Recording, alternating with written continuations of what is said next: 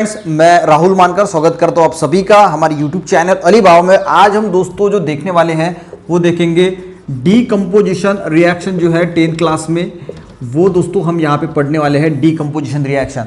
तो सबसे पहले जो है वो हम डीकंपोजिशन रिएक्शन यानी क्या होता है ये सबसे पहले समझ लेते हैं। आपने एक कहानी सुनी होगी दोस्तों कि एक जो राक्षस था उसने जो है वो अमृत पी लिया था और भगवान ने उसका सर जो है वो काट दिया था। अब राक्षस कितना था? एक राक्षस था और सर काटने के बाद जो उसके दो नाम गिरे, एक बना राहु और दूसरा बना केतु। यानी वो जो सर था उसे हम कहते हैं राहु और जो उसका धड़ था उसे कहते हैं केतु। अब ये स्टोरी मैं क्यों बता रहा हूं, ये स्टोरी हमेशा ध्यान में रखना ताकि आपको समझ में आए कि ये जो रिएक्शन है ये डीकंपोजिशन रिएक्शन है, क्योंकि राक्षस था एक और यहां पे जो प्रोडक्ट फॉर्म हुए दोस्तों वो प्रोडक्ट फॉर्म हुए दो। यानी रिएक्टेंट कितने थे? तो रिएक्टेंट हमारे पास एक था और प्रोडक्ट जो है एक ही रिएक्टेंट से दो प्रोडक्ट जो है वो यहां पे फॉर्म हुए। तो डीकंपोजिशन रिएक्शन यानी हम क्या कहते हैं? It is a chemical reaction in which two or more product are from one single reactant. यानी दो या दो से ज्यादा जो है वो यहां पे जो प्रोडक्ट जो है वो फॉर्म होते हैं, प्रोडक्ट जो है वो फॉर्म होते हैं फ्रॉम अ सिंगल रिएक्टेंट। तो यहां पे रिएक्टेंट कितना होता है? एक होता है और जो प्रोडक्ट जो है जो फॉर्म हो रहा है वो दो या दो से जो है वो ज्यादा जो है वो यहां पे होते हैं। तो उसे हम जो है वो डीकंपोजिशन रिएक्शन कहते हैं। डेफिनेशन बोल देता हूं, the chemical reaction in which two or more products are from a single reactant. तो जहां पे दो या दो से ज्यादा प्रोडक्ट जो है वो फॉर्म होते हैं फ्रॉम अ सिंगल रिएक्टेंट, हम उसे डीकंपोजिशन रिएक्शन कहते हैं। अब बात आती है दोस्तों कि डीकंपोजिशन रिएक्शन होती क्यों है, कौन कौन से ऐसे फैक्टर है कि जिसकी वजह से जो है वो डीकंपोजिशन रिएक्शन होती है। क्योंकि अब डायरेक्टली तो जो है वो डीकंपोजिशन रिएक्शन नहीं होगी।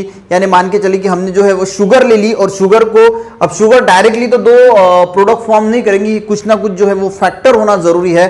तो देख लेते हैं कौन कौन से फैक्टर हैं। तो सबसे पहला जो फैक्टर है वो होता है हीट।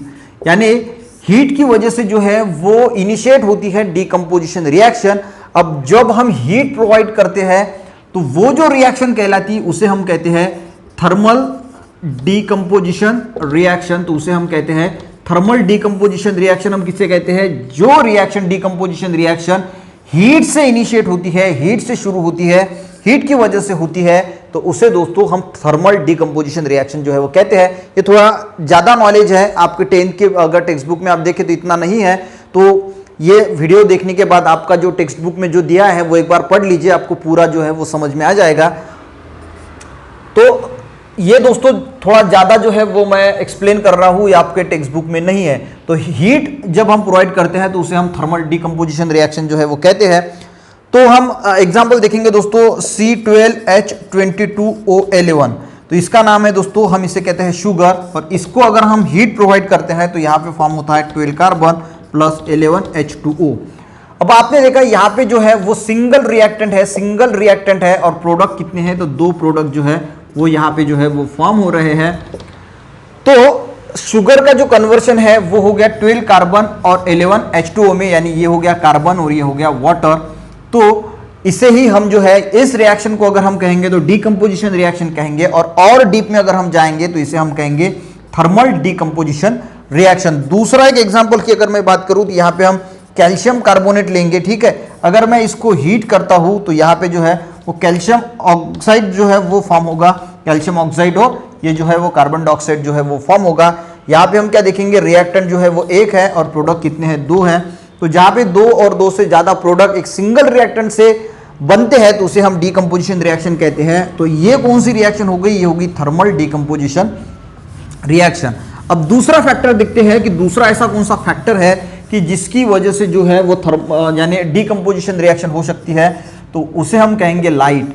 अब लाइट की वजह से भी दोस्तों जो है वो डीकंपोजिशन होता है केमिकल्स का, तो हम उसे कहेंगे फोटोकेमिकल डीकंपोजिशन। तो जो लाइट की वजह से होता है, तो फोटो यानी होता है लाइट, और केमिकल का अगर हम बात करें तो वहां पे केमिकल चेंजेस होते हैं। तो फोटोकेमिकल जो है डीकंपोजिशन, ये मैं शॉर्ट फॉर्म में लिखता हूं क्योंकि हमारा समय बचता है। तो ये होता है रिएक्शन। तो जो लाइट की वजह से डीकंपोजिशन रिएक्शन होती है तो उसे हम दोस्तों फोटोकेमिकल डीकंपोजिशन जो है वो रिएक्शन जो है वो बोलते हैं। एग्जाम्पल की अगर बात करूं तो यहाँ पे हाइड्रोजन पेरोक्साइड होता है, ठीक है। अगर हाइड्रोजन पेरोक्साइड लाइट के कांटेक्ट में आता है, इसीलिए हम जो है इसे डार्क बॉटल में रखते हैं, ताकि ये लाइट के कांटेक्ट में ना आए। तो इसका जो कन्वर्जन होता है वो होता है ट्वाइस H2O प्लस O2 यानी ऑक्सीजन में, यानी वाटर और ऑक्सीजन में जो है इसका कन्वर्जन होता है। तो ये अगर रिएक्शन है तो इसको हम डीकंपोजिशन रिएक्शन बोलेंगे। और अगर हम डीप में इसका स्टडी करेंगे, तो अगर हम डीप में जाएंगे तो इसे हम कौन सी रिएक्शन बोलेंगे? Photochemical decomposition reaction. वो जो पहले हमने देखी थी वो भी डीकंपोजिशन रिएक्शन थी, पर कौन सी थी? Thermal decomposition reaction. और ये in the presence of light के प्रेजेंस से ये जो रिएक्टेंट है ये कन्वर्ट हो रहा है दो प्रोडक्ट में, तो इसे हम कौन सी रिएक्शन बोलेंगे? तो इसे बोलेंगे फोटोकेमिकल डीकंपोजिशन रिएक्शन। ये कौन सा कंपाउंड है? हाइड्रोजन परऑक्साइड हम इसे कहेंगे, ठीक है। अब तीसरी जो रिएक्शन होती है, बस तीन ही टाइप है, लास्ट टाइप है इसका। तो तीसरी जो होती है वो होती है ड्यू टू इलेक्ट्रिसिटी, यानी इलेक्ट्रिसिटी की वजह से भी जो है वो हम डीकंपोजिशन जो होता है केमिकल्स का, कंपाउंड का, तो वो कौन सा होता है? तो जहां पे दोस्तों इलेक्ट्रिसिटी प्रोवाइड करते हैं तो उसे हम जो कहते हैं वो इलेक्ट्रिकल डीकंपोजिशन रिएक्शन कहते हैं, इलेक्ट्रिकल डीकंपोजिशन रिएक्शन। इसे हम इलेक्ट्रोलिसिस भी दोस्तों कहते हैं। इलेक्ट्रोलिसिस भी वही होता है जहां पे हम इलेक्ट्रिसिटी की मदद से जो है उसका डीकंपोजिशन करते हैं। तो यहाँ पे मैं एक एग्जांपल लूंगा, ये एग्जांपल है ट्वाइस H2 यानी वाटर का। यहाँ पे जब हम इलेक्ट्रिसिटी प्रोवाइड करते हैं तो यहाँ पे कन्वर्जन होता है हाइड्रोजन में और ऑक्सीजन में इस वाटर का। तो ये कौन सी रिएक्शन है दोस्तों? ये है डीकंपोजिशन रिएक्शन ही है। क्यों है? क्योंकि यहाँ पे जो है वो सिंगल रिएक्टेंट है और प्रोडक्ट कितने हैं? दो प्रोडक्ट है, इसीलिए हम इसे डीकंपोजिशन रिएक्शन कहते हैं। और डीप में हम इसे इलेक्ट्रिकल डीकंपोजिशन रिएक्शन जो है वो दोस्तों कहते हैं। अब ये तो हो गई दोस्तों कि कौन से आपको ये डीकंपोजिशन रिएक्शन और इसके टाइप जो है वो समझ में आ गए होंगे। पर हम थोड़ा सा प्रोडक्ट के बारे में देखते हैं। तो प्रोडक्ट जो फॉर्म होते हैं वो कौन कौन से कैटेगरी में हम उसे जो है वो कैटेगराइज करते हैं। तो यहाँ पे प्रोडक्ट जो है वो फॉर्म हो रहे हैं, ठीक है। तो सबसे पहली रिएक्शन की अगर मैं बात करूं या पहली इसमें बात करूं, तो जो प्रोडक्ट हमारे फॉर्म हो रहे हैं वो ओनली एलिमेंट जो है, यानी सिर्फ एलिमेंट्स जो है वो फॉर्म हो रहे हैं। एक रिएक्शन में अगर मैं यहाँ पे लूँ ट्वाइस HgO, यानी ये हो गया मर्क्यूरी ऑक्साइड, और इसे अगर हम हीट करते हैं तो यहाँ पे ट्वाइस Hg प्लस O2, तो दोनों के दोनों क्या है? एलिमेंट जो है वो यहाँ पे फॉर्म हो रहे हैं।